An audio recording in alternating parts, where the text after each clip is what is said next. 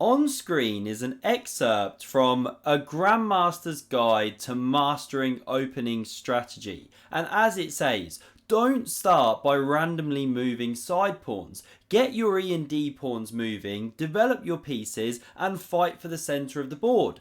If your opponent only moves flank pawns, don't get irritated. Just say thank you very much. They will have a difficult time putting their pieces on decent squares without any central control. Cue Magnus Carlsen then to take those chess opening principles and chuck them out the window. Because in this Title Tuesday game, after his opponent went pawn e4, his opponent being the 17-year-old Indian Grandmaster Pranav Anand, a blitz beast, Magnus responds with pawn to a6, officially called the St. George defence, but we're calling his next move in combination with this after d4, h6, the bunny ears. Or maybe we can think of some other name for this, right? What to call this opening? Looks like a pincer movement, the crab, the scorpion. I've talked about this before. Is it some kind of long banana or an elongated bathtub? A boomerang? I don't know. Help me out in the comments, right? It's a weird opening. Not a good opening. His opponent says thank you very much. I'll keep developing, taking the centre. And now Magnus, in true disrespect style, just keeps pushing pawns. c5, c3. He moves another pawn, of course. Pawn recaptures, you guessed it, he still doesn't develop pieces. He's taken a flamethrower to the rulebook here. e5 advances. White's got a significant advantage already. This is the evaluation bar on the left here, the computer evaluation of the position. The Silicon Overlord loves it for white. And finally, on move 6, Magnus develops his first piece. Hurrah! We get knight e2 played in response. And now this is just taking the biscuit. He still doesn't develop. He goes g6, another pawn move. There's yet another one to come in a minute. This is such a dubious position for black. This knight develops into the game, and h5 from Magnus. Come on, these are some of the best players in the world he's playing against. So white to move here, castles was played, and now Magnus breaks yet another opening rule. He puts this knight on the edge of the board. A knight on the rim is dim, but it does make some sense here, because where else was that knight going?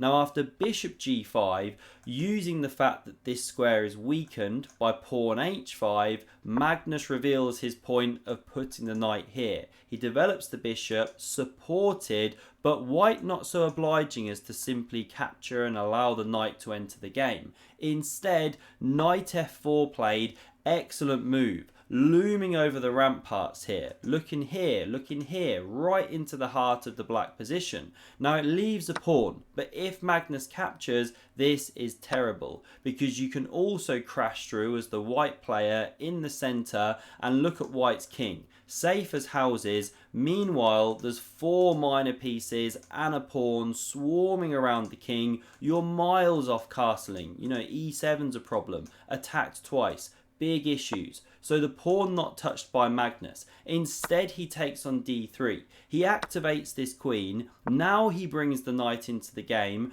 pressuring the centre here, and he's leaving his own centre to collapse, which can be played. Good move for the reasons just mentioned. You know, you couldn't have gone e6 there, or you lose your queen. Anytime you go f6, there's a massive problem with the g6 pawn. So that's why now we see e6 played by Pranav, and it's a really nice idea. He's looking to rip open the base of the pawn chain here. Aaron Nimzovich talked about undermining the base in his famous book, My System, and what to do for Magnus. If you go f6, the most natural move will now g6 collapses. If you execute on your threat, well then your knight drops. You're threatening mate, you're threatening the rook, the whole thing collapses, and if you don't take the bishop, well still your knight's hanging, your rook's hanging. It's horrendous. So after this pawn move, f6 is no good.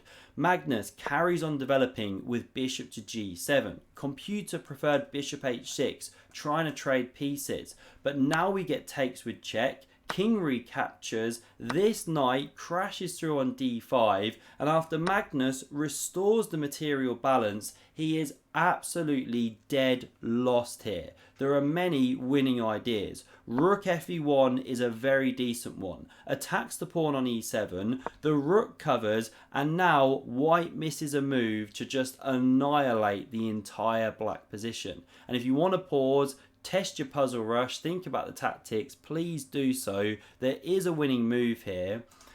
So the way to play is with knight takes on e7. This is the one. Now it doesn't look obvious as to why this is working, because after knight recaptures, hang on, isn't the square covered?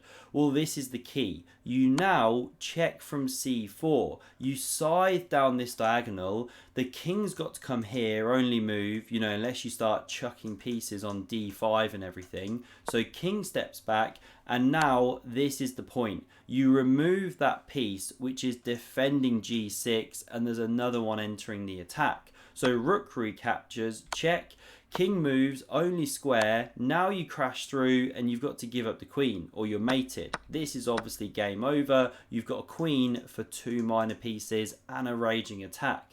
So this was the winning combination, knight takes on e7. But it was missed. The rook centralizes. So natural. Pranav keeping tabs on Magnus on the clock here, to his credit. So what does Magnus now do? Well, queen d6. So he's looking for pawn e5. He couldn't play it a minute ago, or he jettisons his queen. And now because of this threat, removing the defender of this knight, which is pressured, that's why knight e3 was played here.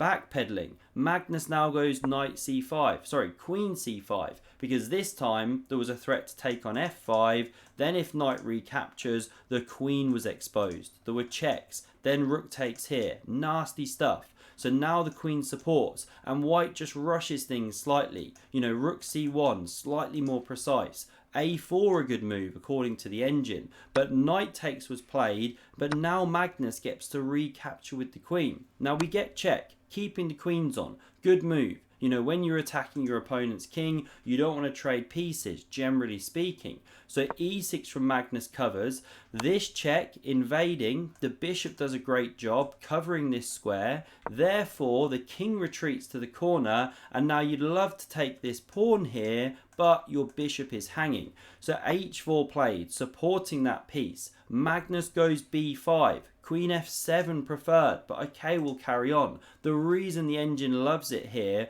plus 2.5 advantage, is because you can go either queen b6 or queen d6, but they're not obvious moves. The entire point we'll see, because queen d7 played, pressures this knight with the rook, and now Magnus goes e5, supporting that one. Now if the queen was on d6 or b6 here, well then this knight can take on g6. That was the point of having the queen on this rank. And if, by the way, in that line, rook e6, hitting knight here, queen here, if you can visualize that, well then there's queen d5 and you hit an unprotected rook. Okay, deep stuff. This was played in the game. Now we see the queens come off the board. Knight recaptures and knight d5 played. Looking to go to Forktown. Population Magnus, but he covers it. He used to be a world champion. He knows his stuff. He still is world champ at Blitz and Rapid actually. So knight f6 check. The bishop captures, forced unless you're going to give an exchange.